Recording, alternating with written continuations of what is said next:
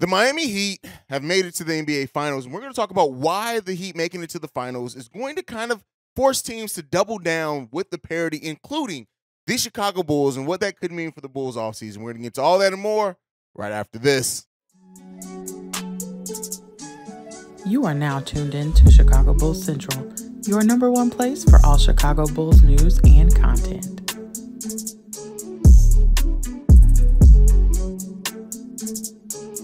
What's going on, Bulls fans? Welcome to another episode of Chicago Bulls Central, your number one spot for everything Chicago Bulls related. I'm the host here, Hayes. You can follow me right off the top at CEO Hayes. That's CEO H-A-I-Z-E. You can also follow the show at Bulls Central Pod, and something I have not done a good job of promoting. Make sure you also go and click the link in the description to go to our Discord server, where we have conversations about the Bulls and the NBA all day long. But with that being said, let's get into the topic for today. It's probably going to be a little bit shorter of an episode today, just to let you guys know, because, listen, we're in the point of the offseason now where everything's going to really be focused on the finals, right? And as we're going to hear some tricklings, we're going to get some rumors, we're going to get some articles from people who don't really follow the Bulls. We're going to get all those type of things, right, over the next couple of weeks. But once the finals end, we get into work, hopefully, right? Now with the NBA changing the rule into where you can re-sign your own free agents literally the day after the NBA Finals ends, expect that free agency picture to kind of take a little bit more of a clearer view, maybe even before the draft that we've ever really had before, right? And so with that period opening up, you can't sign other teams' free agents, but we could go into the draft or there shortly after the draft, know who's primarily staying with their own team, and then really get that time after the draft to focus on going out and getting the unrestricted free agents that may not be staying with their team. So be on the lookout for that. But one of the things after last night's game and the Miami Heat having the victory over the Boston Celtics in a game where the Boston Celtics, just did not look like they were prepared for a Game 7. And Joe Mazzulla, who did a pretty good job during the regular season, I think he really went through, his bumps in the playoffs, and hopefully that team is a much better, more prepared for it going forward. I still like their roster overall, but it's really now that the Miami Heat have gone from being the first play-in team to make it to the finals, right? To go through that play-in tournament, to make it to the finals, and in a season already where parity was the thing. We've been talking about parity literally since about the second month of the season, just with how close everything has been. And this is the world and the situation in which this is really what Adam Silver wanted when he's always talked about parity, right? Adam Silver has literally talked about the how parity can help the NBA since he was the deputy commissioner, not even the commissioner of the NBA. And this is in a lot of ways his wet dream, right? You have a team now that's gone through that play-in tournament that you created that made it to the NBA Finals, a team that has a lot of players that were undrafted, some players that even went through the G League, which also helps add validity to that league, right? And so looking at this and kind of the future of the NBA as we go forward, I already said during the season, right? Even if like a team like Philly or Cleveland would have made it to the NBA Finals, you're going to have teams that really try to hold on to most of their chips because they feel like they're not that far off, right? When you see a team like Miami that is constructed well, that plays with heart, that took on the identity of Jimmy Butler, their head coach Eric Spoelstra, and is still ran by Pat Riley, who is one of the best basketball minds in the history of the game. While I know that their situation on paper just looks like, just develop this guy, develop that guy, do that, it's still how they constructed that team, right? The players that they went after, that they saw something within, and then they developed that out of those players in a Gabe Vincent, a Max Strus, a Caleb Martin. These were players that were undrafted. They were on teams that then got waived, got cut, whatever, and ended up finding their way to the Miami Heat, and the Heat saying, hey, you have something that we can build. And the reason why I say that the Miami Heat are going to even more so put a highlight on the parity of the NBA and teams really feeling like they're not that far off is because you look at the Miami Heat, they had 44 wins on the season, right? 44 wins. And because of that, you look at the East, the last seed in the East was the Toronto Raptors with 41 wins. So us at 40 wins. And so that level, that 4-win difference is going to really teams like the Chicago Bulls. When you look at AK and Eversley and them surveying this team, you can absolutely see them saying, let's add a shooter, let's bring back Vooch, let's bring back Kobe, and let's try to find what veteran point guard we can bring in. We're going to maximize Dalen Terry, right? We're gonna keep hoping that Patrick Williams develops. Kobe White had some huge development for us. He can be our next Gabe Vincent. And I know that this has been an offseason where we talk a lot about what the Bulls could do to change. And those options still sit there, right? Especially if you look at a team that may try to swing for the fences and get that number 3 overall pick, even though, like I said, more than likely we're looking at getting the number 23 pick, the New York's Knicks pick. But we really are in a situation to where I hope that AK and Eversley are looking at this, and even if they do say, hey, we aren't that far off from being able to push for a 6 seed, which the Brooklyn Nets were the 6 seed with 45 wins. If we add some shooting, add a point guard, and we get some internal development, right? And that is fearful for some Bulls fans. Some of saying like, hey, are we really just going to run this back? And this is why even with the parity in the NBA, and I talked about this a little bit yesterday, you don't want to attach yourself until you see it, right? You do not want to attach yourself to long-term deals and when you are not one of the clear top 1 through 4 teams in your conference, even with the parity that we have right now in the NBA. And I hope that AK and Eversley is doing that. Like I said, over on Locked On Bulls, the faith in Acme as a front office is at an all-time low, rightfully so. What is the direction of this team outside of putting money in Jerry Reinsdorf's pockets? Right? What outside of that, what is the focus? What is the identity of this team? We have not still built an identity. We've brought players in that have brought some of their identity, but we do not have a team identity other than putting butts in seats, which is cool and all, but what the fuck does that mean for us actually trying to have an enjoyable team that can compete, contend, whatever you want to call it, right? And so with the Miami Heat getting there, Pat, shout out to Pat, the designer, my co-host, my brother over on Locked On Bulls, just drilling home the fact that AK could really try to come in and sell us on making minor changes. And the thing is, too, is that there still is a world in which just those minor changes could end up paying off for the Bulls, which is even the crazier thing to think, right? A team that we won 40 games last season. 1 game below finishing at 500. 2 games below finishing above 500. And I just hope that with the limitations that we've seen from this team, be it the coach Billy Donovan, being some of the play style, being the lack of size, whatever it is, we still need to address things. And I do worry, I do concern, and after sitting on it for a little bit more time, like really just sitting there thinking about this, is AK really going to try to, I think they're, let me not say try. AK is going to run it back. Let me be clear. We are not completely blowing up or rebuilding this team.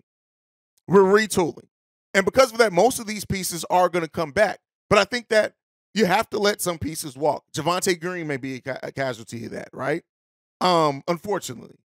And we don't know what's still going on with Drummond. He hasn't really given any indication of if he's going to pick up his option or not. But that's another player that can go. And what we replace that with, right? We can talk all day about the articles that say the Bulls can offer Gabe Vincent their full mid-level exception to try to steal him away and things like that. And those things may very well happen. But as we know that we're a team that avoids the luxury tax, it's really starting to get to that area where we have to start questioning how much this team is going to change. And I said it over on Locked On Bulls, and I think we are heading towards a more likely scenario that the Bulls re-sign Vooch, re-sign Kobe, put Dalen Terry more in the rotation, and then add a player like Derrick Rose at the veteran minimum and add one shooter that they then get for about between $6 and $7 million. That is the direction that this team is headed in more likely than not. And because of that, I know that Bulls fans are going to be pissed this offseason. I've said it before. One of my first videos after the season ended for the Chicago Bulls is Bulls fans need to prepare for yet another disappointing offseason if your hopes are that this team makes a ton of moves. That's more than likely not happening. Even making a major move is more likely not happening. I would love to say that I can feel confident that the Bulls are going to trade into the number 3 overall pick, but every rumor, every bit of news, everything that comes out about what Portland's really looking for, it creates more of a gap between what the Bulls really realistically have to offer and what the Portland Trailblazers' goal is if they do move on from the number 3 pick, trying to build a team around Dame Lillard that can compete, right? So I know that we have our hopes wrapped up in the number 3 pick, and I'm not here to slash on any of those rumors because it's still a possibility. And until that draft player that draft pick comes up and a player's name is called and Adam Silver does not say, and we have a trade, until we hear that, right? There's still reason to hold out hope. There's still reason to hold out for that. But the bigger problem, I think, in where the Bulls are right now is much like with most things. AK did not stick to what he said. AK came into this situation, this job, and said we are going to build over time through the draft by drafting well and developing players.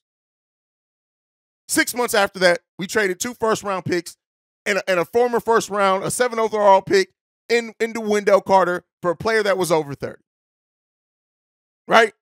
Then about 10 months after that, we signed DeMar DeRozan, who most teams wasn't ready to offer the money that we offered him, and then gave up a first-round pick to facilitate a sign and trade because we didn't have the cap space outright. He lost a 2nd-round pick by tampering of bringing in Lonzo Ball, who ended up getting hurt. Can't hold that one against him. We all knew Lonzo Ball was coming to the Bulls. That was already written about a year before it happened. And then the following offseason, after that team won, I can't remember, 45 games that season, looked great to start the season, AK said in that offseason after that, we want to add shooting and rim protection. And went out and signed Andre Drummond, Goran Dragic. Both who may not be on the team by the start of this upcoming season. The moves that AK have made, not all of them have worked. Some of them have. Alex Caruso works, right? For what his role is. I know some people are going to get to typing, what about the shooting, Hayes? His role was never to be shooting. DeMar DeRozan has been what he was advertised to be. Now, one could say, hey, the Bulls should have never bought into that. Some people may have that opinion, but DeMar DeRozan was exactly who we thought he was. And even better, I would say his first season with the Bulls. But ultimately, the fact of the matter is that AK continues to lay out visions that he then does not do with his actions. And that is the biggest problem. You can sell us on a vision. Are you sold on the vision is the biggest question when you don't do it, right? That is the biggest thing and biggest issue with this team. And so we'll see, right? That's slowly building over time in the draft. I think a lot of Bulls fans have now lost their taste for that because of the struggles over the last 2 or 3 seasons. But we'll see. The Bulls have to pick a direction. That is something that I continuously say, and I believe. And I know some people, well, we have our direction. No, we don't have a direction. We are a directionless team. We're a team that wants to be competing and develop players, and we ain't done shit. We are not competing. Last season, we were cool, right? We ain't competing for shit other than the playing spot. So cool, I guess if that's what you want to compete for. And we ain't developed a goddamn thing, albeit besides Kobe White. We'll see if the Bulls actually pick a direction that they actually stick to with their actions this upcoming season. That was my TED Talk. As I dropped the pick, there you go. But let's go ahead and get into the voicemail for today. We got one voicemail. This one comes from the 773. Yeah, so I'm responding to the Dalen Terry post. I believe that he has a similar situation that Luol Deng had, whereas he came into the season at 6'8", and then he grew a couple of inches, and now Luol Deng is like, 6'10", 6'11". I see the same thing going on with Dalen Terry. He looks like he's promised to at least grow another inch or 2 over the offseason because, hey, it can happen. Regardless of that, he has a lot of potential to do a lot, to be like a Swiss Army knife. The problem is our coach needing to give him more time. If you look at what happened with Miami, the Miami Heat, you see they played a lot of undrafted guys that showed potential, and look at where they are. They're in the finals now. They are in the finals. Our problem is that we have hidden potential, and we don't play the guys enough to see exactly what we have here. So the key really, doesn't matter who you have on this roster, is the coach. He has to see what we see and play the guys with the potential. Play him. Play these dudes. You know, constantly going to just Zach, DeMar, and Vooch the whole time and not giving your other guys enough time to shine, that's not going to get it done. You need people who got that hustle and grind. And, you know, you got to spread the ball more a little bit. So I think we need to give Dalen Terry a little bit more of a chance to, you know, show his versatility and give the man some shots. Let's see what we got. You don't know if he could be a good hybrid point guardish player because we don't play him. So that's the key. Play the man. Play some of these guys who got potential and see what you got. All right. So this is a response to yesterday's episode. Dalen Terry needs more time. I agree with you. Now, I've said it before. I understand in his rookie year why he did not get the time in the NBA level. If you really watch those G League games, they had Dalen Terry one game work on facilitating, one game work on scoring, one game everything went through him. Like, he was not going to get that opportunity in the NBA. And when you have a player as raw as Dalen Terry, that is what the G League is built for. But I do think that we do need to take a look at what Dalen Terry can bring. The energy, the defense, the passing, right? The fact of the matter is Dalen Terry ain't scared to shoot the ball, right? Right. So if he is going to get those development reps, it's good to have a player that, at least from the little bit that we've seen, isn't afraid to shoot the ball. Now, he takes some bad and ill-advised shots, but that is something that you kind of have to deal with in the time where you're developing a player. And the Miami Heat comparison is this, right? I already named the players. Gabe Vincent, Max Strus, Caleb Martin, all players that were on different teams, that the Miami Heat came in and then over the 4 years, they all basically been there 4 years, developed them into where they are now. That is why developmental reps are important. That is why for people who say, hey, well, this is all on P. Will for not being aggressive. Some of it is. But some of it is also on the coaching staff for not developing these players. You think Gabe Vincent was what we see all in the Eastern Conference Finals his first 2 years in the league? Fuck no. And if you say that, you're crazy. You think Caleb Martin was a player that was ready to step up on the biggest stage and be the Heat's probably best player for the most part of a Game 7 last night when he came into the Miami Heat? Hell no. If you say that, you're lying to yourself, right? You have to develop players. You have to work on their skills. You can't just throw a player out there and say, bam, I need you to be comfortable taking 10 shots with a bunch of all-stars on your team. Go. No, you have to develop that part of their game. You have to work on things that they do well, that they feel comfortable in, build up that confidence through that, and then start adding on things that you need them and want them to do. This is why play calling for your young players is important. Calling plays for them. Not everybody is going to be Ben Mathurin where they're ready to just come in and go. Not every player is going to be like that. And unfortunately, the Bulls have drafted a lot of players that aren't like that, right? That does not mean they still don't have potential. That does not mean they can't turn it around. But you have to give them development reps, meaning that you have to give them specific plays or actions that you're calling for them that they are already pretty good at to then build. Like I said before, Greg Popovich is the best at this. And he always described it as Legos. You build upon what you did before. You start piecing things together. Kawhi Leonard was pretty much like P. Will his rookie season. He came in, took 4 shots, and he didn't really want to shoot the ball. He passed up shots. But they built that confidence. Now, again, Kawhi Leonard also developed that dog mentality, but the coach also helped facilitate that some. Billy Donovan is not Eric Spoelstra. Billy Donovan is not Greg Popovich. Billy Donovan may not even be Nick Nurse. But at the end of the day, this two worlds that we're trying to live in, it's affected things. And, I mean, the Bulls have some players with some talent. You see the raw talent. You see the raw talent in Dalen. You see the talent in P. Will when he's actually aggressive, just how much that aggression changes the game for him on both sides of the ball, right? We've seen flashes from Kobe. We've seen it from Iowa. We've seen it from these players, but we haven't developed shit. We are right back to where we were with Wendell, with Laurie, right? We saw flashes of those players, but we really didn't see them bring it together, right? And even with that, like that front office just drafted players and hoped they were going to work out. It seems like AK actually has a vision for the type of player and roster he wants to build, but we're just not developing shit out of those players. We need to get that part together as well. That's just kind of my thought. Thanks for the voicemail. Make sure you guys start leaving your name if you're comfortable. If you're not, that's fine too. That was a great voicemail from the 773. That is today's episode of Chicago Bulls Central. Make sure you're following the show at Bulls Central Pod on every social media platform. You can also send us any feedback, questions, comments, concerns, bullcentralpod@gmail.com. And then lastly, if you want to leave a text message and our voicemail like you heard on today's episode, 773-270-2799. We are the #1 spot for everything Chicago Bulls related because of you guys. And like I like to end every episode on, go Bulls. Love you guys. See Red if you can, y'all. Peace. This has been a presentation of the Break Media.